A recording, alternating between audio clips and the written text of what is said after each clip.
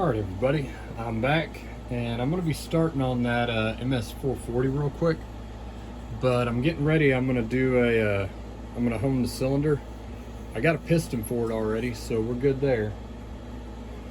But I want to show you, at least try in each one of these. There you go. You can see those fine scratches right there. That's the crosshatch. The crosshatch is what you need to break your rings in. It's enough friction to break the rings into the cylinder. You see that right there, how glossy it is? And it's glossy all the way down in there. There you kind of go. That's all shiny right there. There might be a few lines that you can see, but not really. So what we're going to do is we're going to hone this thing. I'm going to show you again. This is a 50 millimeter, so I can use my smaller ball hone. I need to get a couple more. That last one was just a shade almost too big, not quite.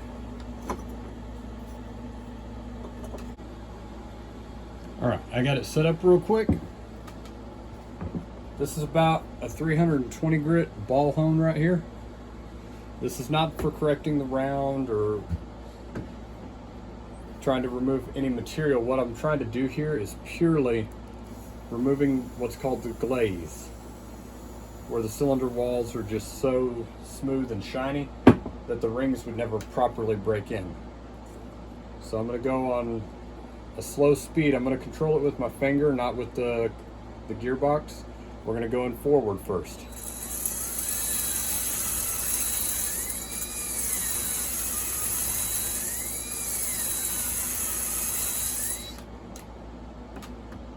All right, now I'm going to reverse it.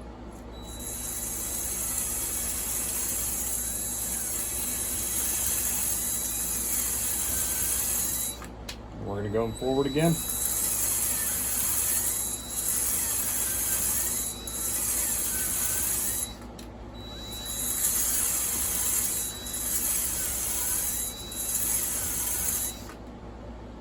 All right, I think that'll do it.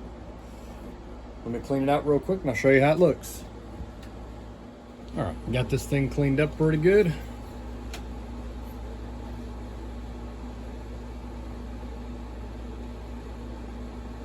Try not to overdo the light.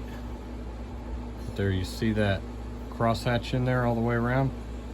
There's like one line right there that I can't feel that thing. All the way around, a clean crosshatch. All I was doing when I honed it like that was just breaking the glaze on it. I think we're about ready. I'll hit you back up here later and we'll do a piston and assemble a top end. All right, everybody, it's the next day. I've got the AC going. It just got done raining a second ago, so hopefully there won't be too much of that going on. All right, I've got my screws cleaned up. Let's start by opening this real quick.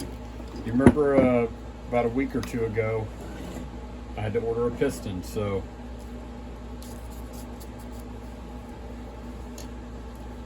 there we go. And you can see why I did that.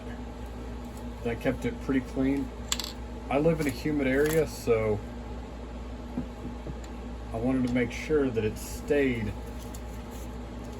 relatively dry. Or not dry, but oiled.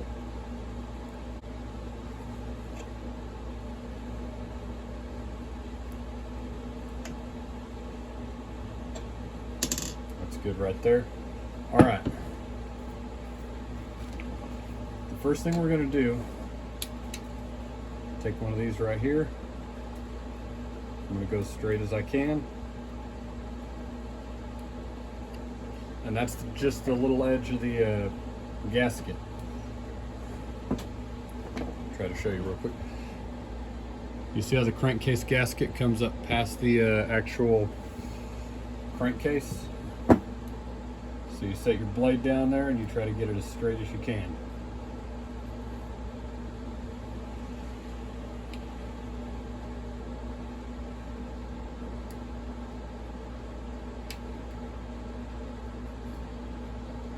There we go. That'll do pretty good right there.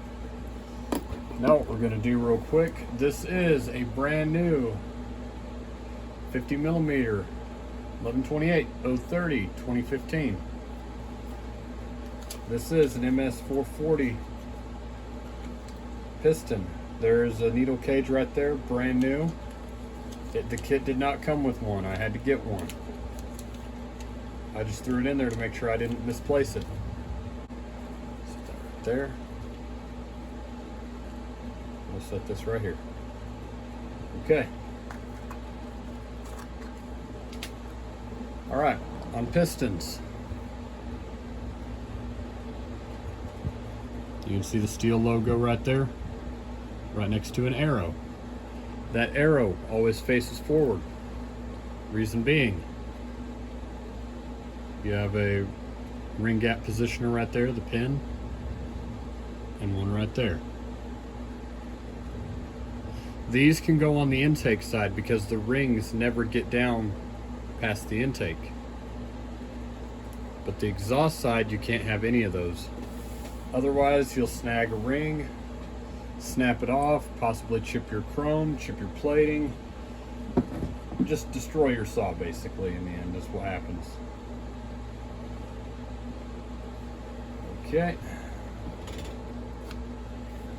This right here is just 2-stroke oil, so we're going to put a little drop right here in the bottom of the rod. There we go. Now we're going to take our brand new wrist pin bearing, slide that little bugger in there, one more drop of oil. Not a huge amount, we're not going crazy with it, but we don't want our bearings to start dry. I'll wipe a little bit of that excess oil out in a minute. I don't think you can see it, but there's a little film from where I put a couple drops on it before I decided to put it away.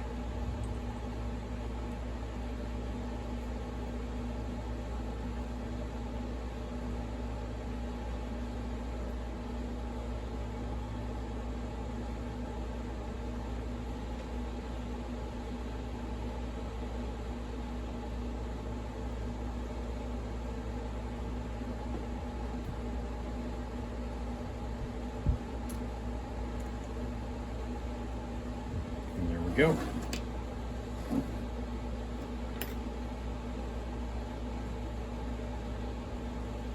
Now I use a screwdriver, and I'm not pressing real hard, but I'm pushing it back to make sure it's all the way in. Now I'm going to get a bigger screwdriver here in a second, because I found that on some of these the 1/4 inch screwdriver works best.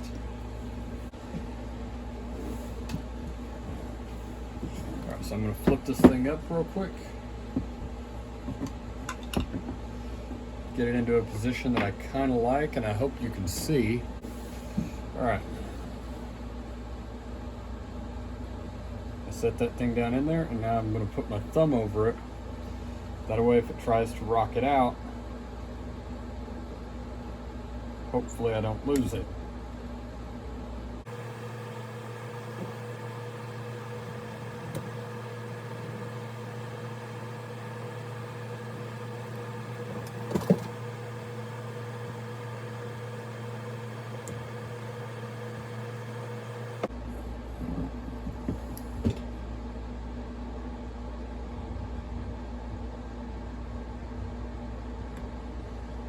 Got it, finally. Taking a smaller screwdriver.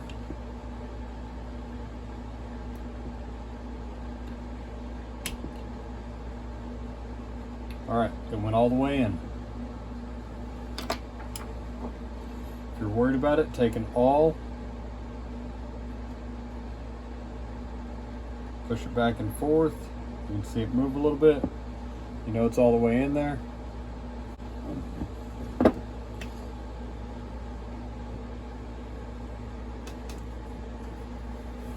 Okay, so one thing I want to do once in a while, discretion. A lot of times I'll take brake cleaner and I'll try to clean this thing off so that the silicone has something good to stick to so you don't end up with an air leak. I do it on almost every one. I don't use a lot of brake cleaner there, but I use enough to make sure. Alright, here's the cylinder we did yesterday. Take another fresh white paper towel.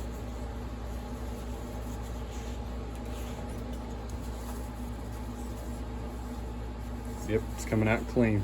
Right. Still coming out clean. Alright, so what we're going to do here, give me just a second, I'm going to do my Durco real quick and then we'll get ready to drop the cylinder on it. Alright, I've got the Durco on there, nice and comfortable. What we're going to do, I go near the exhaust port and I put oil in the cylinder and then I rub it all the way around so the cylinder is not dry whenever it's started. Okay, we got that. Now try not to get any oil on the Durco, but let's go ahead. We're gonna put a little bit on the rings. We're not going crazy with this. You gotta remember, there is oil coming in with the fuel whenever you're running it. It doesn't mean to start it dry, but it also doesn't mean to put so much oil in there that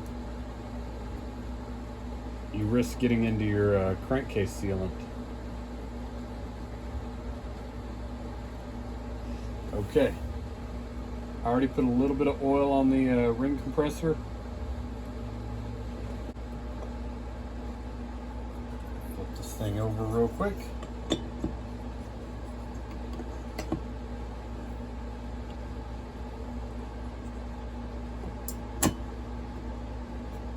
All right.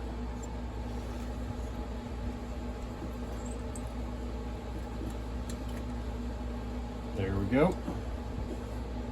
I'm going to turn this thing over a little bit, lining it up, and set it right down. Now that Durco was quite thin. I've got enough to seal it up so I won't have an air leak, but it's not like it was whenever we split this thing down, if you remember. All right, so also I've got brand new I've got a brand new top cover, and I'm waiting on the air filter cover and the base for the air filter. Those are the only two things I'm waiting on, and we'll have this MS440 completely put back together with appropriate covers. I know I could have put the 460 ones back on. I don't really want to do that. This is going to be 100% OEM right here, and I want it to be 100% accurate as well.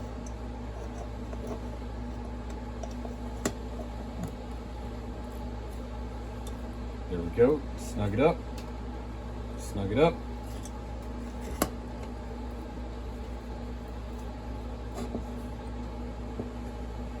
All right. Last one right here.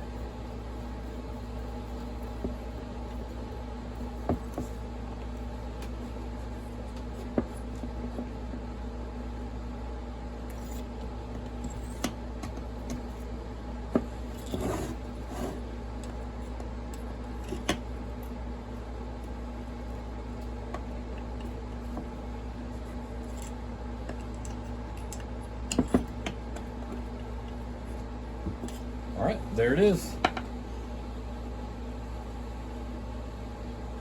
A freshly rebuilt MS440. We're going to close the exhaust port and we'll cover this thing, and I'll be back out tomorrow to do probably a handle. We may look at doing the oil pump drive and everything, and I think we should be good. All right, we'll talk to you later. Take it easy. Bye.